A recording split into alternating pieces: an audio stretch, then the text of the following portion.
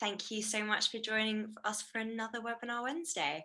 My name is Stephanie Fox. I'm from the Network One. You might recognize me from previous Webinar Wednesdays. If it's your first one, then I'm really glad that you're here to join us and hope you enjoy it. I'm just going to go through a few rules and a little bit of housekeeping first, and then I will introduce our speakers.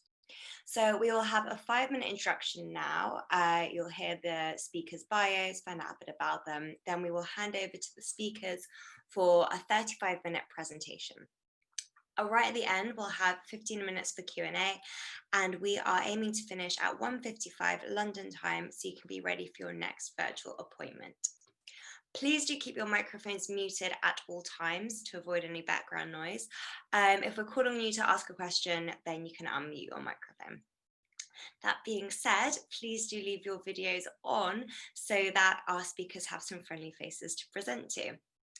As I mentioned before, there'll be a Q&A portion at the end, but if you think of a question while our speakers are talking, please send them directly to me in the chat. So to do this, just go to your chat box at the bottom where it says to, there's a drop-down menu, and instead of everyone, just select Stephanie Fox. I'm going to go through all of the questions and I'll select a few to ask our speakers once they finish speaking. So all of the questions should be sent directly to me in the chat. Please do specify who the question is for, because we have 4 lovely speakers today. If you'd like to ask the question yourself, just also say, I'll ask. Or if you're feeling a little bit shy, you'd prefer for me to ask for you, that's fine, just say so. You should hopefully now have your Zoom viewing mode set to speaker view. If you don't, you can change this at the top right of your screen, just select speaker view. All of our speakers will be sharing slides on their screens, so if you can't see their speaker windows when their slides are on the screen, just select show active speaker video. If you've got any technical issues, you can message my colleague Lizzie in the chat, or you can email Lizzie at lizzie.gold@thenetworkone.com. We're currently recording this webinar, so if you prefer to not take notes and just engage or share the recording afterwards, that is totally fine. And if for any reason the whole thing crashes, just use the same link that you were sent today to get back in. Thank you very much. Now I would like to turn over to Paul Squirrell, Director of the Network One, who will introduce our speakers. Thanks, Steph. Hello, everybody. Nice to see you all again. Hello, good morning, good evening, and good afternoon, depending on where in the world you happen to be joining us from today. I think we've got quite a diverse audience with us, geographically speaking today, so it's great to have you all with us again.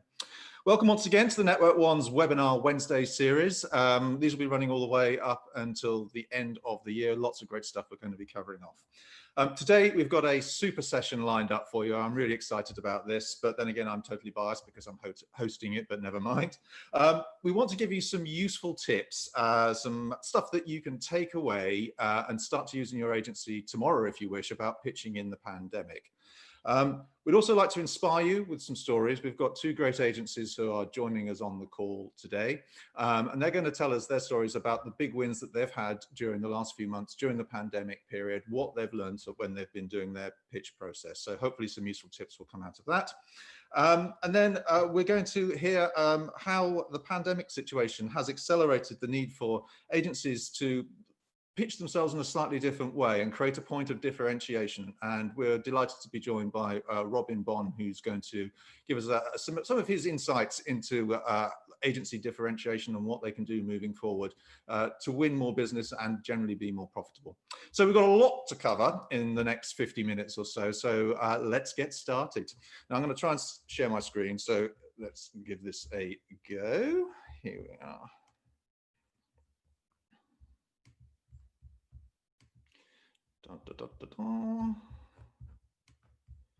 Sorry, bear with. Hopefully you can now all see that. Yeah, good. Hey, nice to see you. So pitching in a pandemic. As I say, we've got 4 speakers with us today. I'm at the top of the list. This is not my ego. I realized this when I put the slide together. It's just that I'm speaking first. We've got wonderful Tara Turkington, CEO of Flow Communications in South Africa. Katarina Matic, who's joining us from Montieth and Company in the US. And as I said earlier, Rob in Bonn from CODEFINERY in the UK. I'll tell you a little bit more about them as we go through the presentation and they do their bit. A lot of the stuff that I'm going to cover in the first few minutes, you can find here in our little document that we put together a month or two ago now about pitching in the pandemic. It's free to download from the Network One website, thenetworkone.com/insights. Please take a look. There's more stuff in it there that hopefully will be of some use and benefit. So everything has changed and nothing has changed. Perhaps an odd statement in itself, but actually when you look at new business, it's probably very, very true this year. And whilst the world has mostly moved online and we're now pitching from our kitchens instead of our boardrooms, many of the traditional new business skills that many of us have acquired over the years still remain true. But there are a few differences, and that probably is, the medium in which that we use now to talk to clients, i.e. this sort of thing, the Zoom, the online, etc. And because of that, we need to adapt the skills that we have to make ourselves relevant, but also to make better communications and hopefully win business from our clients. Perhaps this is best demonstrated when we start to look at chemistry. Now, chemistry is that magical, mysterious process there where we all try and get the client to like us, or in some cases it doesn't work and they don't, but that's another story. And we've discovered this year that actually, whilst it's not impossible to achieve good chemistry using Zoom as a medium or this sort of thing, it is actually a little bit more difficult. And, face-to-face meetings, we're all used to that, but not so much with the Zoom thing. So it's more important for agencies now to demonstrate a clear point of differentiation beyond perhaps, just the chemistry, which they perhaps relied on a lot during traditional pitches and face-to-face pitches. And I'd like to show you two quotes that I picked out of these two documents, which you can find on Campaign's website. The links are here, and this presentation is going into the chat, so you can just click through and get the articles if you like, because they're pretty good. But essentially, what we're saying is here, a pitch has been a little bit like a job interview in the past, with agencies playing the parts of candidates eager to impress, whilst clients are trying to work out which is the best match for them. And agencies have been differentiating themselves on theatre within the pitch situation, perhaps at the expense of the work. Now, this, whether you want to go with that or not, it's probably, in my view, it's probably slightly true. And what this means is that there's been a refocusing, because chemistry is not the same using Zoom. There's no two ways about it. So there is now a refocusing and a need to create a stronger point of differentiation and a focus on the work. So just skip, sorry, this is frozen up. Come on. There we go.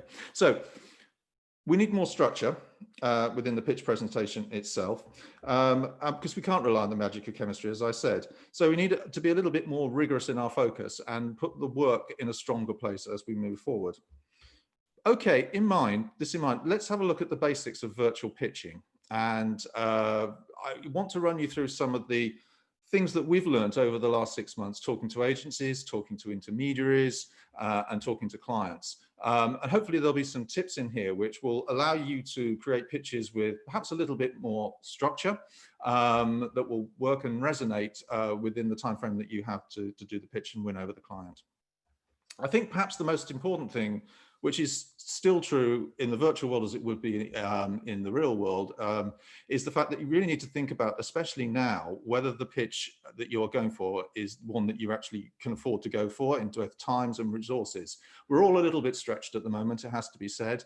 Financial resources, time resources, and agency resources. So as Felicitas says here, is this pitch something that is going to be worthwhile for your agency? And you have to measure that. But truly, if it's not, then don't do it. Come on, Sam. Oops. I mean, now we've broken this down at the start into several sections. So we're going to start with obviously the pre-pitch meeting basics. And I think one of the things we do need to think about is, in this crazy time where the rules change, and especially places like the UK, where every 5 minutes it seems like we have a new set of rules, what we can and we can't do. Don't assume you can't meet the client. You might be able to meet the client. The client might want to meet you. The rules might have changed and they might allow you to. But do check the local regulations. Equally, When you're doing this, check with the team that you intend to make the presentation with that they are happy to do a face-to-face meeting with the client. It might be that some people are anxious about leaving the home environment or using public transport. So check that out before you, you engage with the client in the meeting.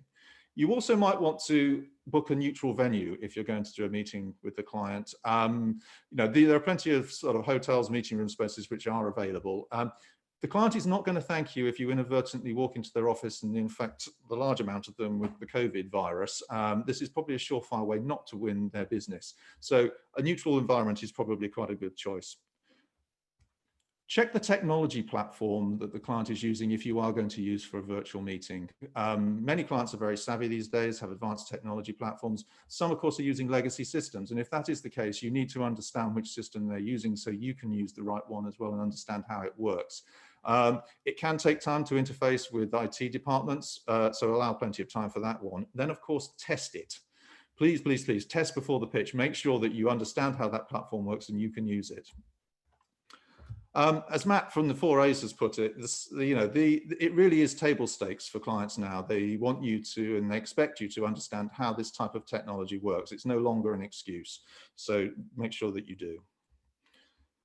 Moving on now to sort of the preparation stage. And as we said earlier, when you're using this type of technology, the pitch needs a very defined structure. It's not a natural flow that you would necessarily get as if you were doing a normal sort of face-to-face meeting.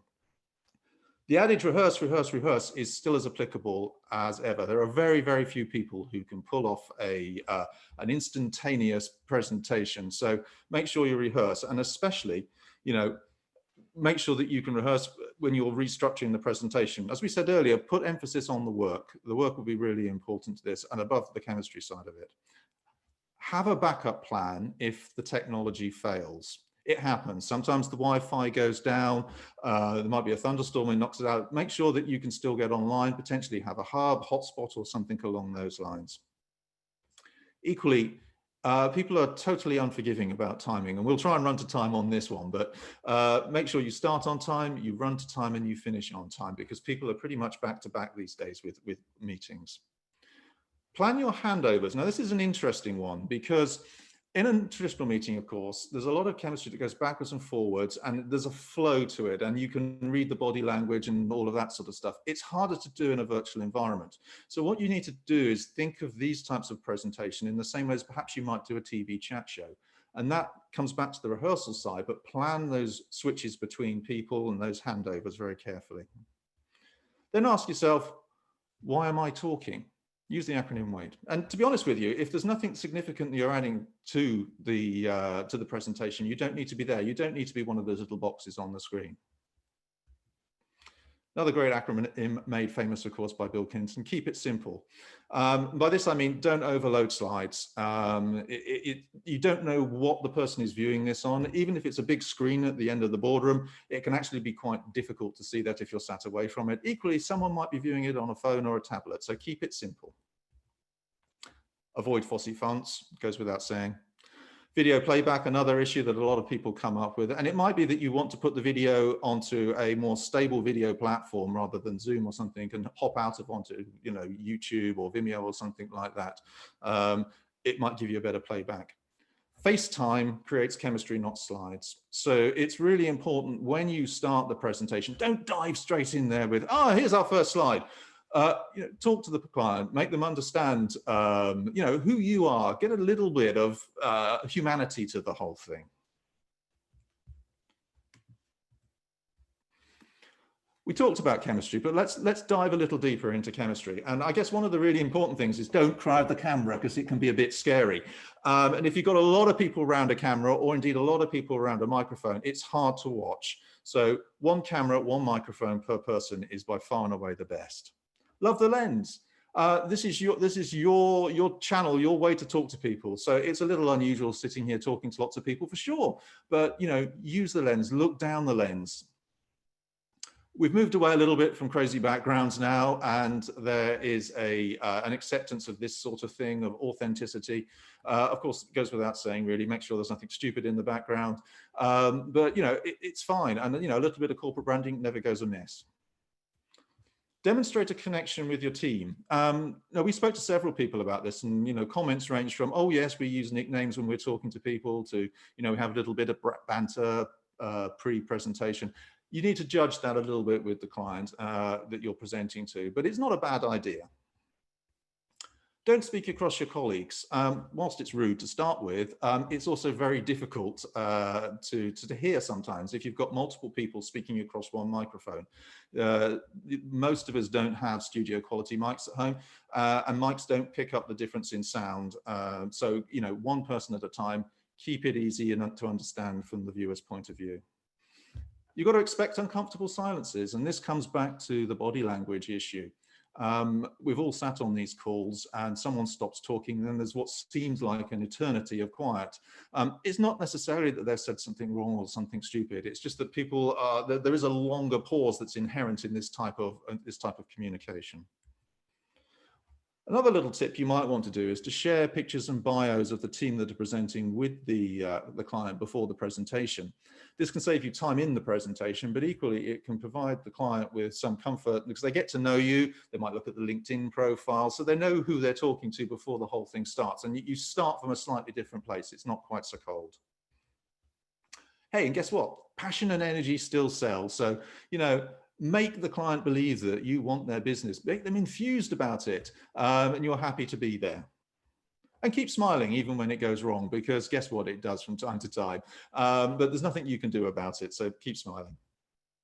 And we spoke to Tony Spong at the AAR here in the UK, and Tony said, if you're naturally good at chemistry, and let's be honest, a lot of us are, because that's why we're in this business, that can come through in this medium. It hasn't really changed too much. You just need to be aware of the little bits and pieces that can make a difference. So post-meeting, and this is really where nothing has changed, if I'm totally honest. So still all the same old rules apply. Thank the client for their time, of course. Send a copy of the presentation to the client on the same day. They can follow up very quickly. Make sure your contact details are on it. But please, please, if you are working remotely, make sure there are mobile numbers on there and not the office number unless it's diverting. It's a pretty common mistake, but you don't want the client phone in the office and there's no response. And follow up. Show the client that you want their business, that you're keen to work with them. It's not pestering them if you are keen. And keep the pitch broker, the intermediary in the loop. They can actually be your friend, believe it or not. So do make sure that they know, keep in contact with them, because they can help you win that business as well and give you some tips.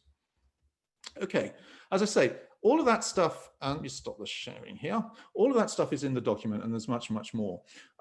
It's all a little bit sort of theoretical. So what we wanted to do was really bring that down to earth a little bit and give you some examples from agencies from around the network who have, over the last 6 or 7 months or so, during various lockdowns they've been facing, won new business, and see what they've picked up, what they've learned, and what their tips would be that hopefully they can share with you today, and maybe something will be useful that you can take away with you. The first of those agencies is Flow, and I am delighted to be joined by Tara Turkington, who's the CEO of Flow, based in Johannesburg. Flow is a business that Tara started and still runs with her sister. 2020 has been a monumentous year, I think it's fair to say, for Flow, not least because they've become South Africa's largest full-time remote working agency, I believe is what Tara said yesterday, which is incredible. Tara has a wealth of experience in marketing and the advertising industry, and is skilled in non-profit organizations, SEO, photography, news writing, and crisis communications. Quite a pool of talent there, Tara. Tara, tell us a little bit about the experience that you've had over the last 6 months or so in South Africa, and the business that you've won and the learnings that you've got, please. Thanks so much, Paul. Just a note to self. I think Paul got my some of my bio from my LinkedIn biography, and if you don't create your own LinkedIn biography, LinkedIn will do it for you. So note to self to update that, maybe to take SEO off, but you might also want to have a look at your own LinkedIn biography. So I'm gonna share my screen, hope, and I've got a few slides for you.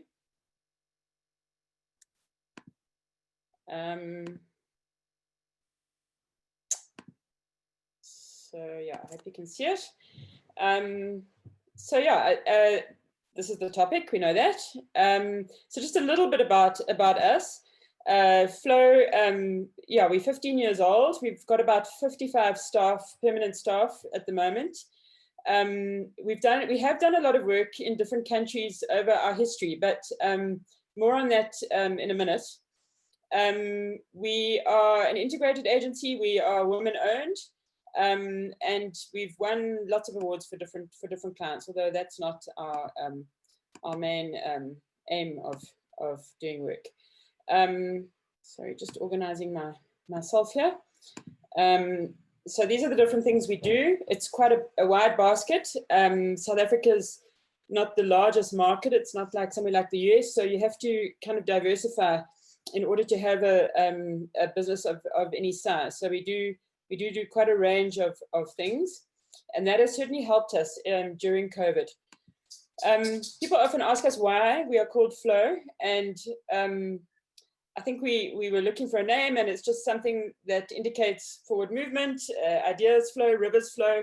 We only found out after we called our company Flow that there actually is an official state of flow, which talks about being present and positive and enjoying yourself. And we love pink. It's our corporate color. We think it's playful and strong. So yeah, that's just a little bit about us. And then just a little bit about our experience during lockdown. In South Africa, we went into a very hard lockdown in March for about 5 or 6 weeks. And that meant that you couldn't go out of your house, basically, for, to do anything. You could go to the shops if you wanted to, but online shopping had a big boom here, and many people went straight to online shopping. And for a few weeks, we looked at each other on our screens and thought, wow, the management team looked at each other and thought, wow, what is our business going to look like on the other side of this? Are we even going to have a business? Because the economy in South Africa just ground to a halt, as I'm sure it did in most countries around the world. And we were very worried about the future. We did decide quite early on, one thing that worked really well was remote working. So we decided that we were just going to, rather than trying to fight this wave of change, we would surf it and have a little bit of fun doing that. And we would actually move to permanent remote working. Who knows when this is going to end? And that was a big step, and it was a very positive step that it was decisive, and it helped our staff to kind of see the future. So that worked well for us. But we also managed to win several very large new accounts. Five, I actually counted before this. We won 5 large new accounts. Two were with South African-based organizations. One was with the German government, and one was with the EU. And then one in the US, and one in the Netherlands, and one that's pending. We haven't actually closed it, but it looks like, touch wood, we're going to win it, and it's in Nigeria. So yeah, my first tip is just dream big, because we entered those pitches and we probably never would have pre-COVID, and it's just because we had really nothing to lose. I mean, to Paul's earlier point, you do need to decide, is it vaguely within your, is it within your capacity? But if you don't dream and you don't pitch, you can't win. And we were very surprised to win 3 of these, to be honest. So that's the first tip that I have for you. The second tip, also Paul alluded to this, teamwork makes the dream work. And really, I mean this by your own team. When we pitch, we rehearse on screen, the things like your timings, your chemistry, your eye contact, your body language. We rehearse like crazy. And we found that, I mean, even obviously pre-COVID, having a good team in a pitch makes all the difference, but it still makes a difference, or maybe even more so now with virtual pitching. We have only actually done one pitch that wasn't virtual, and we actually didn't win it. So that, I don't know what that says, but not only your own team, but I think COVID has also been a time for collaboration like never before. And so we've certainly explored collaboration with other agencies. and that has been actually a great time of connection with within the industry. So remember that remember all the teams that you have. We've also used our wider staff to sell. We always have. So in the last quarter, we had 23 different people of our 55 actually closing a sale, and we really take this kind of team approach of it's part of everyone's job to be selling for the agency, and that takes time and focus, but we think that is a good strategy in the long term. We found that price is more important than ever. In South Africa, we are fortunate or unfortunate to have a very weak currency, the rand. It's totally useless, but what that means is that we can be very competitive when it comes to other countries, which is why I think, for example, the work we won in the Netherlands and the US was very attractive, because you still, especially if you're doing digital marketing work, which both those accounts were, it doesn't matter where in the world you really are. It's the work that you're doing, and if it's international standard and you're paying, 1/20th of what you might be paying in Europe, then you suddenly become very attractive. So I know there are some agencies in South America and Africa that might, obviously just think about that. Oh, we're having about to have a big thunderstorm here. Okay, fourthly, or number 4, the world is smaller than it's ever been before. So just to my point, I mean, we have done work in different countries, but really we have seen an uptick in work that we're winning from outside South Africa, and that really is part of our business, our kind of intention. Our strategy is to win more work that isn't based in rands, because our currency is so bad. We are absolutely looking at global domination, and the world is a smaller place to dominate than ever before. So I think also it might work the other way. I mean, we can offer really great pricing, but I think if you are based in Europe or the US, there is still in some parts of the world this idea that if you come from Europe, you must be better than Africa or Australia. And I think you could play, if you're an agency that comes from one of those places, I think you could be playing to that more and winning work in places maybe that you haven't considered before. This has become a cliche. It's almost the catchword or catchphrase, other than you're on mute, of COVID-19. But pivot. And I'll tell you, for us, one of the very big contracts we won was actually for online events. We've never been an events company, and we've never even it's a really big clap of thunder. We've hardly ever organized an event, to be honest, but we had the tech and we had the ability, the digital ability to move into digital eventing very quickly. And so, yeah, I'd encourage you to think about what you can do. It's a time of great creativity and innovation, COVID. I think we're going to look back and thank COVID for that. Of course, you can pivot too far. We also in those first scary weeks of lockdown, we thought, well, we better go into PPE immediately and sell hand sanitizer, because maybe we won't have a marketing business at the end of it. And we learned a lot. We had a bit of fun. We didn't make any money, and it's a very, very crowded market. And we have now exited that industry. So I think you can pivot too far, but you've got to try. And then just lastly, I think visibility is very key, and it's more of a challenge now when you are remote. And when I mean visibility, I mean think about things like your awards that you're entering. We've certainly entered a few more awards this year than we have before, just because I think it's a way that people can see you when they can't see you. Things like updating your credentials, making sure they really look great, making sure your own digital marketing, your social media of your own business is very, very good, because when you don't have that physical ability to connect, you've got to work extra hard in the digital space to be visible. Yeah, and so those are my tips. Thanks very much. There are my details. If anyone wants to get hold of me, I'm more than happy to chat through any of our experiences or any ideas. And yeah, thanks very much. Great. Thank you very much, Tara. I'm glad you managed to stay with us through what sounds like it's going to be a terrible storm in a few minutes. So if you disappear, we'll try and get you back. We're going to hop across the water now, and we're going to go to New York, and we're going to speak to Katarina Matic. Katarina is a director at Montieth and Company in New York. Katarina leads up the public affairs practice, helping her clients build relationship with government administrations, agencies, elected officials. Katarina has extensive experience in policy analysis, legislation, community and government relations, and more.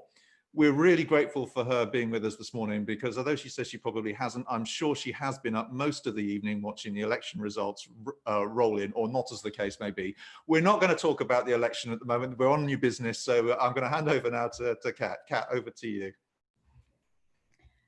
Hello, everyone.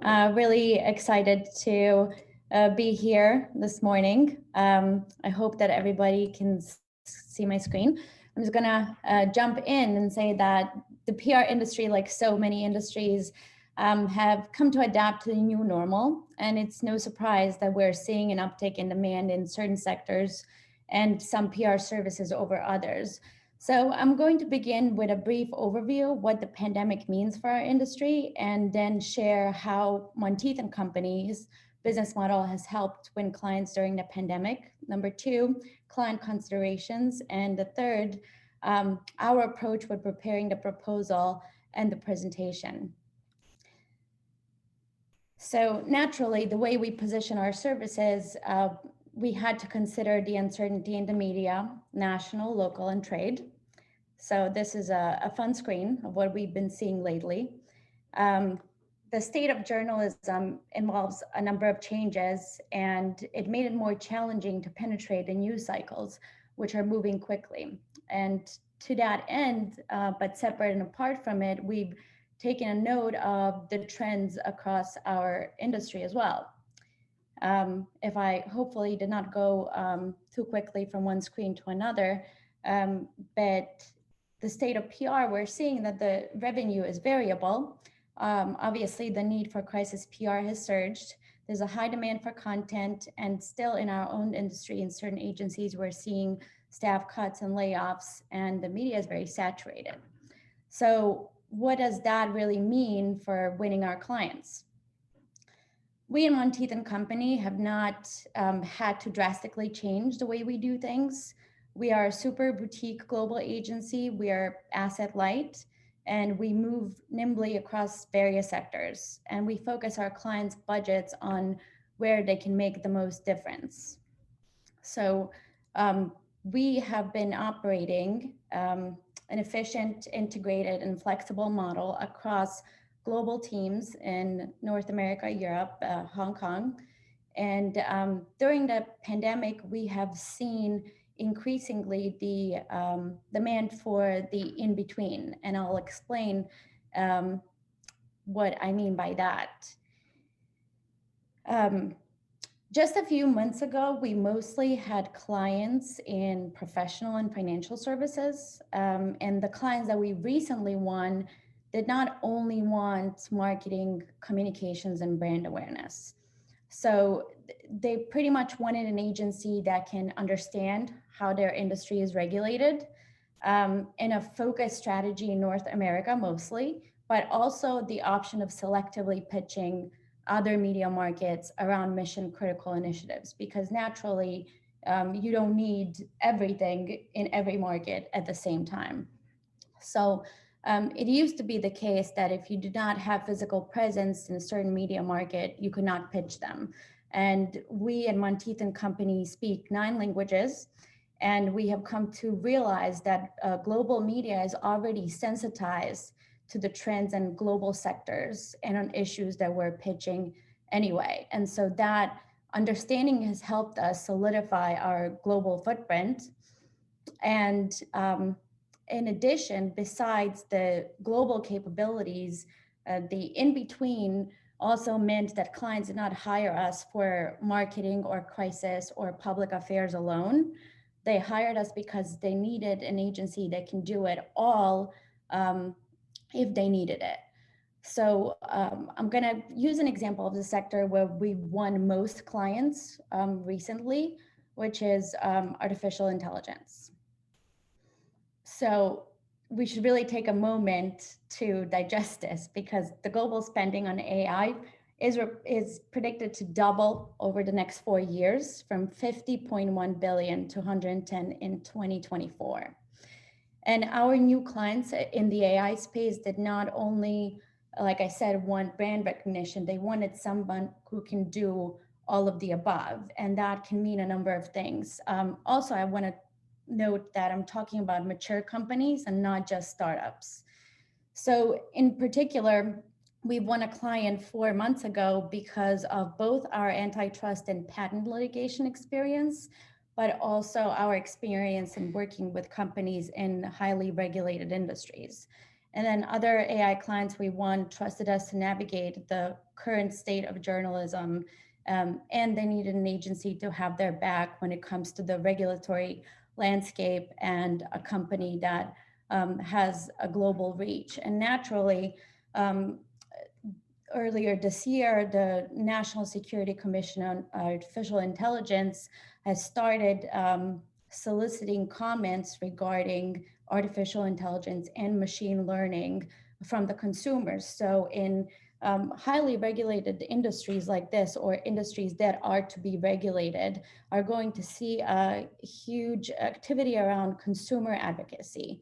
But it also helps to have certain sector experience, because AI is being used by many sectors and the number is growing. So going back to our business model and experience and capabilities, that's pretty much only the first step. I'm going to go into the proposal and sort of what we consider when we create a proposal. And it starts with understanding what this particular point in time means for your prospect, and making that a part of your proposal. Number 2 is differentiation. And what I'd like to define differentiation as really between what the client wants versus what they need and what they can realistically achieve. And then the alignment of their biggest opportunities and challenges with your most relevant experience. As for, creativity. Time and money is not infinite. So we have the attitude of don't boil the ocean, but still think outside the box. That goes with providing optionality when it comes to budget and scope of work. And last but not least, discussing success metrics and KPIs. And we've seen with clients who haven't had a PR agency before that they're really trying to put a fine point on what your proposal, what your strategy can actually do, and they want to put certain numbers of it. And that's sometimes easier said than done, but we have incorporated that as part of our business model and all our proposals. And then I'm very glad we discussed chemistry, because a big part of the presentation is chemistry and connecting with the prospect. And that is in addition to having an all hands on deck approach, recognizing when the prospect is not agreeing with what you're saying, and being ready to pivot and adjust your strategy and proposal to new information that might have been provided to you. And also, I mentioned earlier optionality, but with optionality comes flexibility, and flexibility with scope of work and budget, because while the clients we wanted to focus on North America, they also wanted to selectively pitch the media in Europe in certain local media markets. And lastly, staying on the prospect's radar until they've made their decision can be a game changer, and you want to stay on top of their mind. And with that, I look forward to the Q&A session soon. Great. Thank you very much, Kat. Really enjoyed that. We'll come back. I'm just conscious of time, so I'm just going to hop on very quickly and introduce Robin Bonn. Robin is the founder of CODEFINERY, a specialist management consultancy for agencies. From fast-paced course corrections to more significant business transformation, he helps CEOs and founders get beyond the dated options of best practice and adopt a more modern approach to growth. Robin is a regular contributor to industry media and can often be found sharing his very worthwhile views on LinkedIn, as I know. Robin, over to you. Please tell us a little bit about differentiation and your view on the agency world. Brilliant. Thank you, Paul. I hear the message about being up against it for time, so I'm just going to dive straight into it. The usual faff while I share my screen. Hopefully you can all see my slides now, so vigorously shake your head if you can't. I'll spare you the bio and the information about CODEFINERY, as you've heard it from Paul. I'm going to rush through this, I'm afraid, for time. If there's anything you'd like to know more about, my email address is at the end, so do feel free to get in touch if we've whistled through it too quickly. So yeah, this is a few slides on the subject of just rethinking standout from an agency point of view. There's a lot of change, obviously, in the marketplace and a lot of pre-existing change that's been accelerated by COVID. So I think what's really interesting for this audience today is that it seems as though often it's the network agencies that are struggling to adapt the most. So there's a huge opportunity for independents to drive sustainable growth within their business. And so I'm going to share with you, hopefully a very practical, albeit fast, model for differentiation, and just hopefully make you think about differentiation in a slightly different way. So this model is designed to help you stand out, obviously, but also to win more clients, but also improve profit margin as well. So it's an internal as well as an external approach to differentiation. I'm going to start by introducing you to somebody that I know that you almost certainly don't. So this is my family doctor. He's a very nice man. And when I moved to where I live, I chose the family doctor in the doctor's surgery that was closest to where I live. And it's probably what most of us do. It's not a particularly informed choice. And when I go there, if it was a poor experience, if the doctor lacked a bit of bedside manner, it probably wouldn't have taken me too much frustration before I decided to change to a different GP who was maybe slightly further from my home. Now, in contrast, if I had a more acute problem, let's say I needed a certain kind of operation done and I needed a specific type of surgeon, the story would change. So I would search much harder, I would travel further, I might pay more.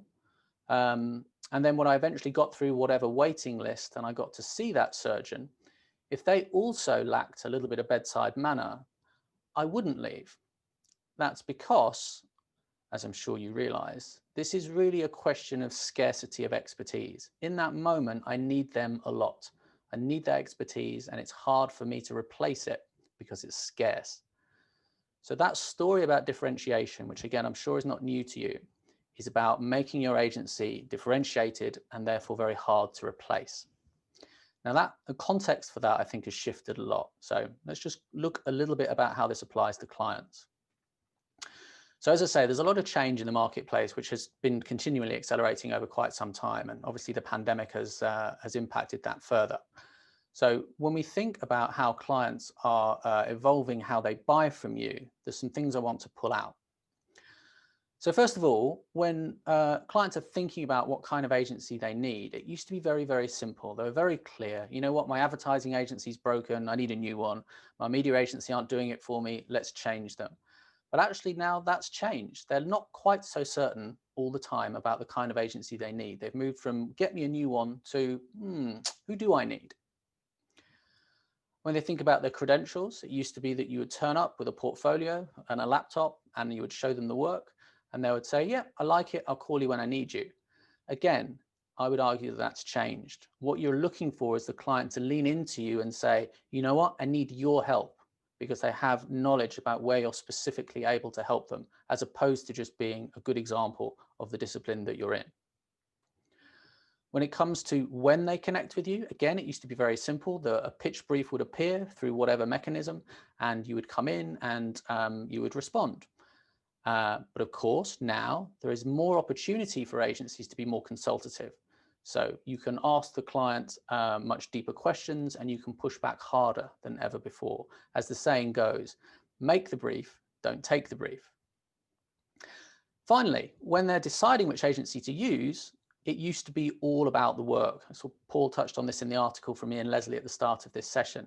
The pitch presentation has changed. When they're choosing an agency, just doing great work is not enough.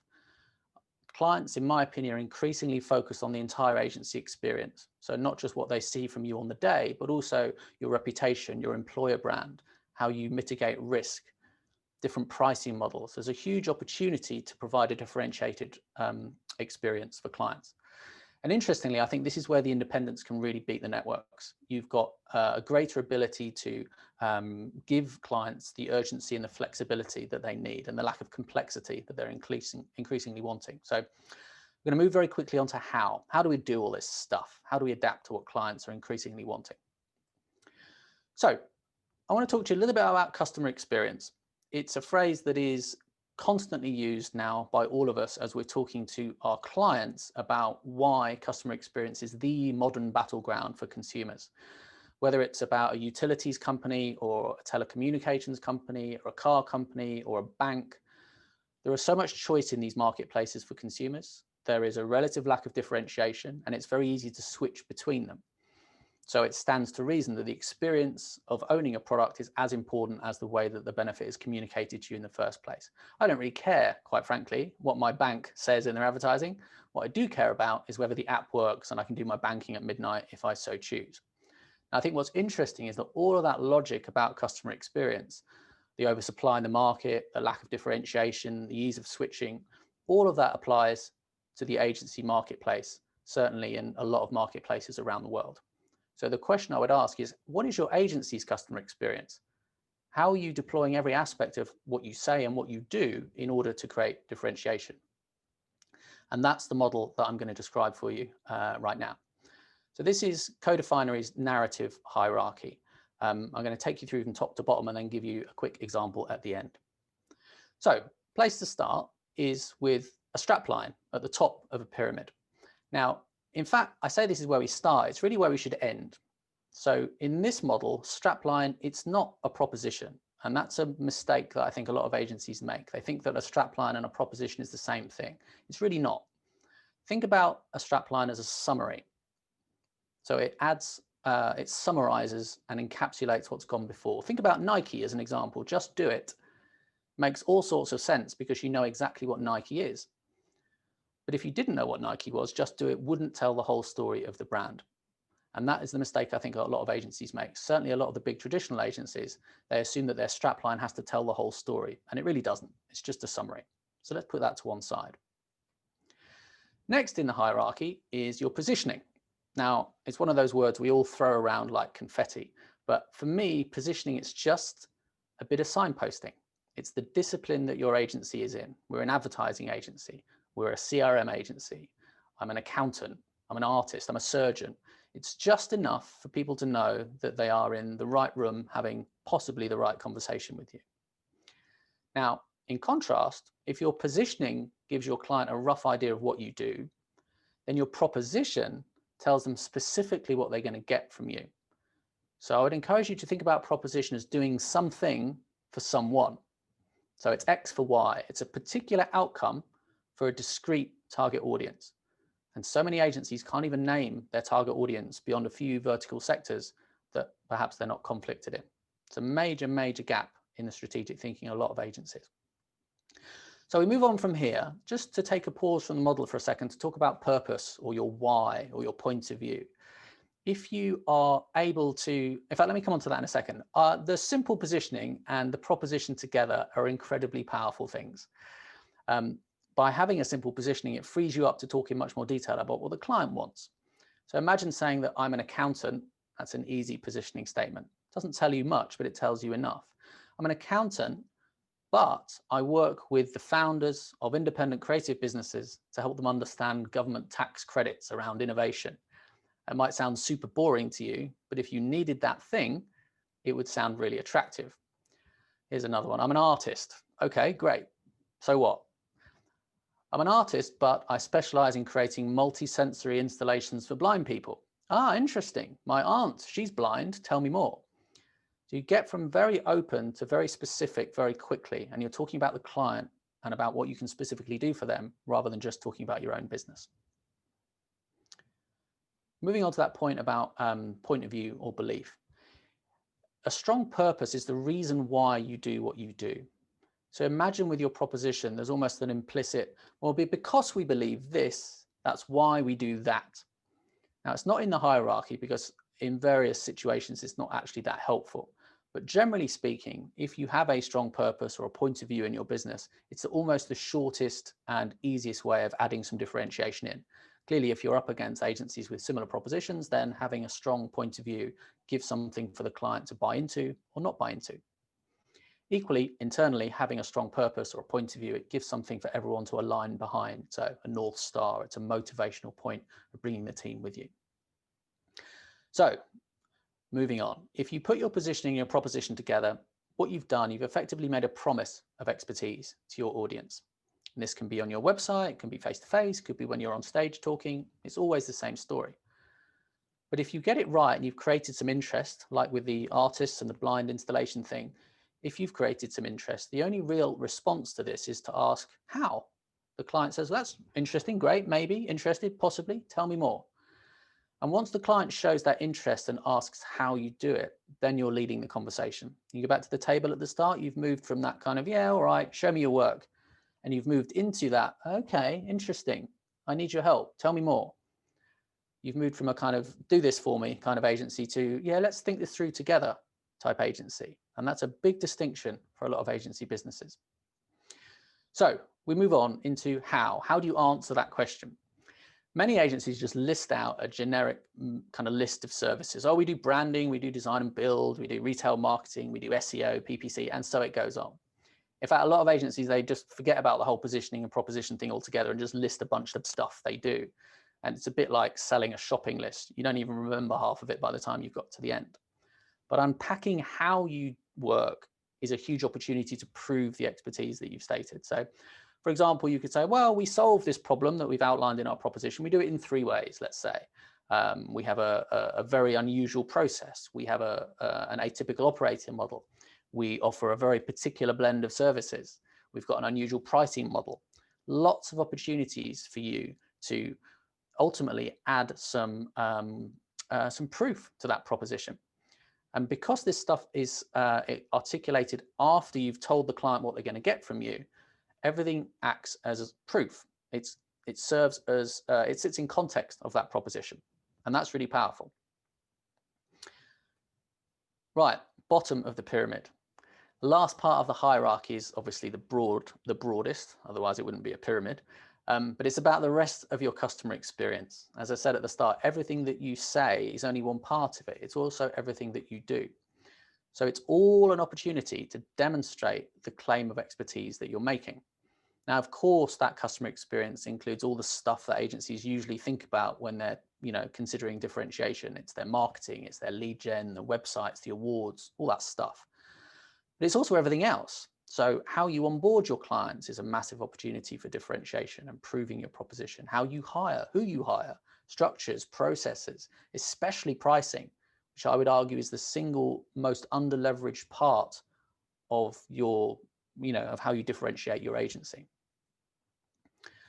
So when you put that how and that wider customer experience together, you've effectively complemented that promise of expertise with a whole series of reasons to believe that you can do it. And that reassurance is particularly important given all of the craziness and the uncertainty that's around at the moment. So claiming that you have some scarce expertise is really only half the battle. You have to make sure that clients really believe that that expertise is real. So again, to give you an example, let's go back to that expert surgeon that I visited 12.5 minutes ago. I've waited through the waiting list. I've traveled really far. I've paid to see him or her. I've got this complete commitment that this person is going to be the expert that I need to solve my problem. But I arrive and it's a really untidy office. Or maybe that surgeon is just weirdly pleased that I'm there. Thank you so much for visiting my surgery. I'm so pleased that you're here. Thank you so much for considering me as your surgeon. That's just weird. What about if they said, okay, if you sign up for your surgery today, well, I'll give you a 75% discount on anesthetic, but only if you sign up today. This is not the surgeon you want. It immediately undermines that perception of expertise that they've worked incredibly hard over a career to build that reputation. And yet agencies do that stuff all the time. It's a very strange dynamic. We're so desperate to win the client that we forget what it is to behave like an expert. So one last example to bring all this stuff together, and we'll stay with the sort of surgical approach to this. Let's imagine that you are a professional cyclist, let's say, with a bad back that needs a particular bit of surgery in a particular lumbar vertebrae, for example. You might find that you are obviously looking for a spinal surgeon that has a certain degree of expertise. Whoops. Sorry. So there's a positioning statement, spinal surgeon, nothing differentiating in that at all. But it at least tells you that you're talking to the right kind of people potentially. As opposed to proposition, it starts to get really interesting. You're considering various spinal surgeons, and this one says, well, we specialize in helping sports people with lower back injuries to get back to elite competition. Discrete target audience, very specific outcome. Now, you're a cyclist. This is your passion. This is your life. It's your livelihood. This is going to get your attention. So at this point, you say, okay, interesting. How do you do that? How will you get me back to elite competition? Surgeon says, well, we offer a very fast recovery approach to anesthetic. We only work with people with very low body fat, so we can afford to use a different kind of anesthetic in a much lower dose because it allows people to recover faster. The way we approach surgery is different. We use a particular kind of keyhole surgery, which involves less physical trauma, less stitches, faster recovery again. And when it comes to rehabilitation, we will push you much harder because we only work with elite sports people. We know that they have far more willpower and drive because that's what's got them to the top of their profession. So that's why we will push you further. All sounds very compelling, right? Now, the reality is that none of those services, the anesthetic, the surgery, the rehabilitation, none of them are particularly different. They're the same as all the other surgeons. But because you've been able to reframe them in a way that supports the proposition, suddenly they become much more powerful. You're talking to an audience about a problem they have. And a strapline, remember I said it's a summary, it's not the whole story. Get back in front. Now, bear in mind that is a terrible play on words. I'm not a copywriter, but you can see how get back in front at least makes sense in a way of encapsulating this story. What it isn't is a proposition. It's not everything you know, but it's an encapsulation of what you've been told. Now, if agencies adopt this kind of model throughout the business, then they're able to do the kind of standout, shorten the sales cycle, and improve the kind of profit margins that we talked about. So please, this is the last thing I'll leave you with. This is a model which is much more than creating a very strong elevator pitch. It really is about a blueprint for sustainable growth across your business. So the core decisions at the top, positioning, proposition, these are fundamental expressions of your business strategy. These are not marketing or packaging questions. And then after that, the wider customer experience, that is an ongoing commitment to differentiation. So if you can adopt this model, I think you're in a much better place to thrive as we come out the other side of this pandemic. And that's me done. So thank you. Thank you so much, Robin, and thank you to all of our speakers. We are running slightly over, so I'm going to quickly share everyone's contact details before we go into the Q&A. So if you do need to rush off, you'll be able to send your questions straight to them. So you should be able to see the contact details there for all of our speakers. So we have time, if you guys have a few more minutes to stay on with us, we have time for 1 or 2 questions. So one of the questions for the whole panel has been, how would you prepare for a pitch when most of your team are remote working, as are other clients as well?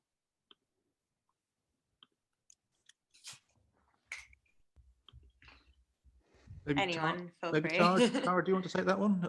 Yeah, I think it is easier for us now. We've decided to be full-time remote. But actually, we set a time to practice like we always did. We use the Google suite, so we co-collaborate. We collaborate to produce the presentations together. Over time, we've got very good at doing it quickly and making quick changes. We we have different specialists that help with different parts of a pitch. For example, an animation designer might do something, a videographer might produce a video. The actual presenters would be different. Yeah, that's how we practice online. There are certain, I've found certain advantages to that. You do lose something in the body language and the chemistry, but what you do gain is efficiency. I think people now come to meetings right on time. It used to be okay to be 10 minutes late or 5 minutes late for a meeting. Now, if you're 1 minute late for an online presentation, it's considered rude. Yeah, it's about coming together.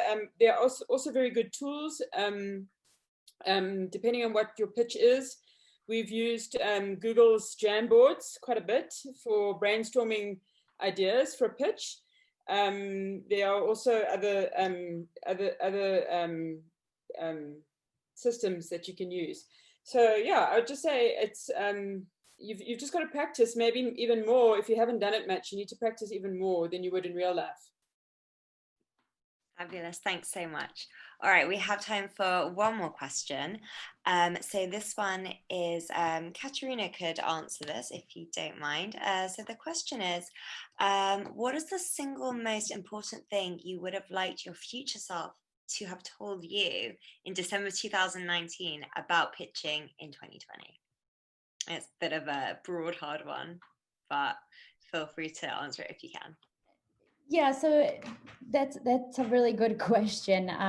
There are so many things that I would tell myself, but one of them is having led the public affairs practice for the firm for a while, I guess, maybe seeing more of an opportunity to leverage the public affairs for other practice groups within the firm.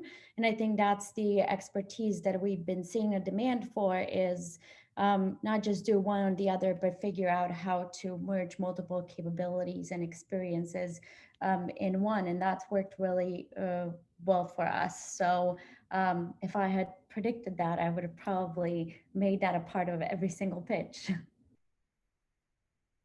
Perfect, thanks so much. Tara or Robin, if you have anything to add, feel free. If not, don't worry. All right, perfect. Well, in that case, I will then go ahead and share your contact details again. Hold on a moment. Let me see if I can do this. Sorry, bear with me. But again, I just wanted to say such a big thank you for that really excellent presentation. Hold on, you should now be able to see on the screen now everyone's contact details. Right, great, thank you. So again, I wanted to say a really big thank you to Paul, Tara, Robin and Katarina for the fabulous webinar. You can ask your questions via the details on the screen. Or you can also ask us any questions if you'd like to follow up with us directly. You've got Paul's contact details there at the top. Thank you very much for coming. We hope that you enjoyed it. We're still in the swing of Webinar Wednesdays, so we will be holding our next Webinar Wednesday at the same time on the 11th of November. And the next one will be called Speaking and Interacting Remotely, Practical Learnings from the US Election. Hopefully we'll actually know a result of the US election by then. But today, every business leader spends hours communicating on platforms like Zoom, Teams, Google, and others, as I'm sure you know. Engaging convincingly is critical to professional success. But how can you speak like a pro and still feel like you? So we're going to be joined by Katarina Scoban, and Katarina is a professional coach of CEOs and high caliber public speakers from around the globe. Katarina uses 7 years of broadcasting experience and 2 decades in business to train remote speaking and interacting, from structuring a talk to delivering it with ease. In this webinar, Katarina will share hacks and techniques which can be used to communicate effectively in any context. So all of our future Webinar Wednesdays can be found on our website. You can either go to the Network One and click on events, or you can go straight to thenetworkone.com/webinars.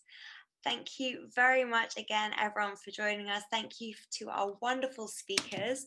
And I will now let you go and enjoy the rest of your day. Hopefully see you soon. Goodbye.